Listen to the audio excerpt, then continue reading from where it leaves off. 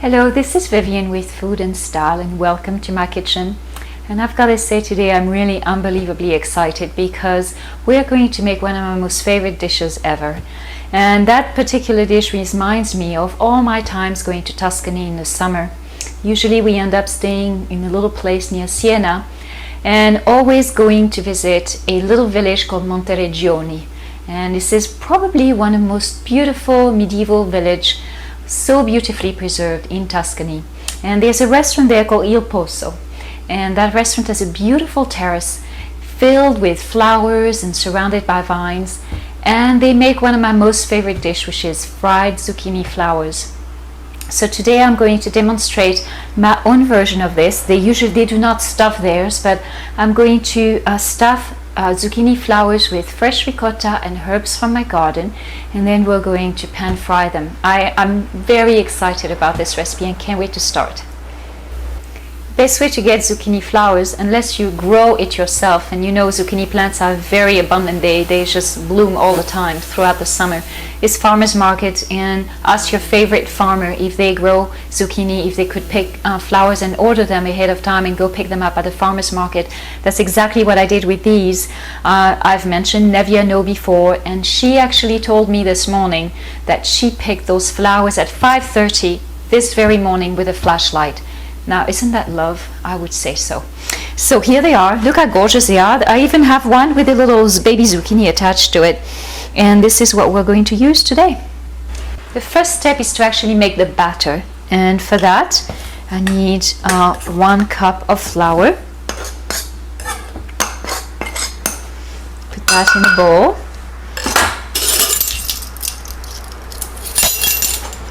Half a teaspoon sea salt. And some warm water, and usually what I do is just mix spring water with a little bit of boiling water.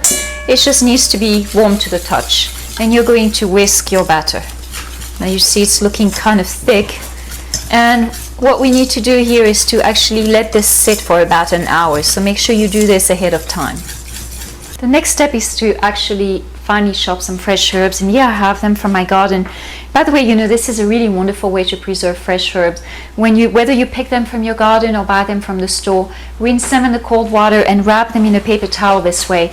It will keep them crisp. You can actually put them in a Ziploc bag in the fridge, and they'll keep crisp for a good week or so. So what I'm going to do here, this is oregano. You're going to put all the fresh herbs mixed together on the board. So here's the oregano, here are a few leaves of sage,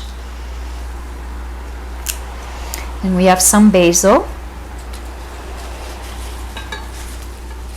beautiful basil,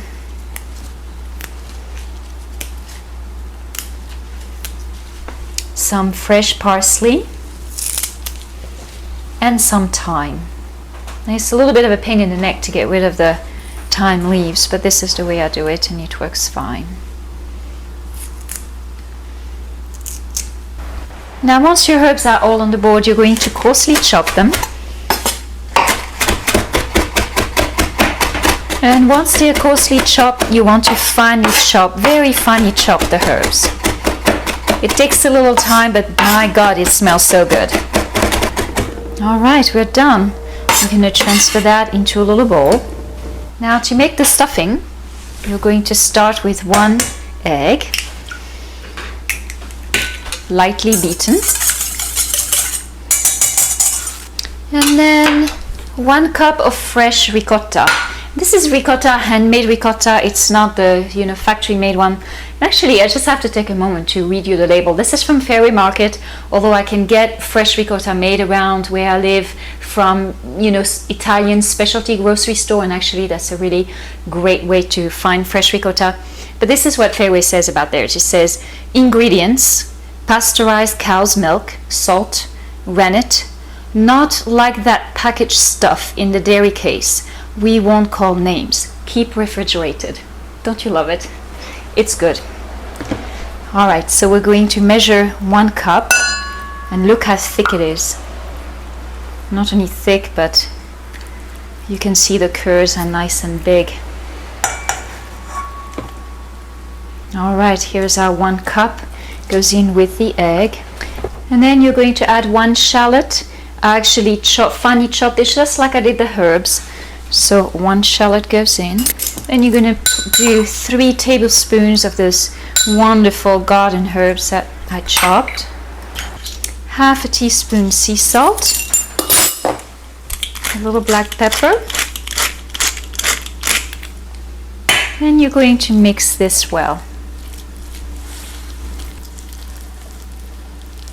I'm ready to prepare the flowers, and what you're going to do here is actually make a slit and tear gently, very gently, tear the flower open, and you see there's a stamen in the center here, and you're going to snip that up. It's actually quite bitter, so you don't want that in your flower. So the next step is to open the flower wide this way, and with a spoon, put about a spoonful of the stuffing inside. You don't want to put too much because otherwise it will ooze out as you pan fry it. And then you're going to twist the petals so that they stay together, and you'll do that with all your flowers. The last step for this recipe is to actually pan frying the flowers, and the batter has been sitting for about an hour. You're going to add 1 egg to it and whisk that well.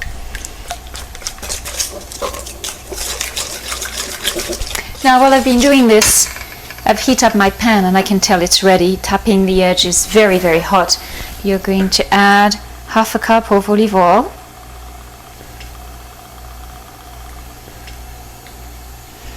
And then, working very quickly, you're going to dip the flour in the batter and add them to the pan. Roll them around so they are well covered with the batter. And you want to cook the whole flower, including the stem. Now they're going to saute about 2 to 3 minutes on each side, and you want to lift one and check to make sure that they are not burning. We want them lightly golden. It's been about 2 minutes, and they're ready to be flipped. See, we have a nice golden color. Make sure you dip the stems back into the pan. By the way, we're cooking this on high heat. The second side will cook much faster than the first one. They are ready. I can see that both sides is nicely golden. You're going to transfer them back to your baking sheet. And at that point you would put your other batch in and maybe lowering the heat to medium-high so that the oil is not too hot. Just got news for you. This is not something you can make ahead of time. The minute that you've cooked them, you've got to plate them and serve them. So, either you do this for a few people and it's a big dinner party, you're going to be in the kitchen while they enjoy eating them. But to present them, this is what you're going to do. You're going to just grab, and I serve about 4 to 6 flowers per person. And I like to overlap them this way in a very pretty pattern. Here we go. That's it, we're done. This is as Tuscan, as simple, and as delicious as it could be. So while getting prepared for this recipe today, I called my sommelier, Elie Hardhoff, and he flat out told me that what I was demonstrating today was one of his most favorite dishes also. So believe me, coming up with a wine to have with it was not hard. It came in the next breath. And he recommends a Sauvignon Blanc, either a Sancerre or a California Central Coast Sauvignon Blanc.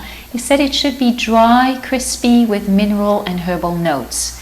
Most importantly, to match all the herbs that we have stuffed in our beautiful zucchini flowers. So if you want to download this recipe, and for other recipes, you can go to my website, which is foodandstyle.com. Happy cooking and buen appetito!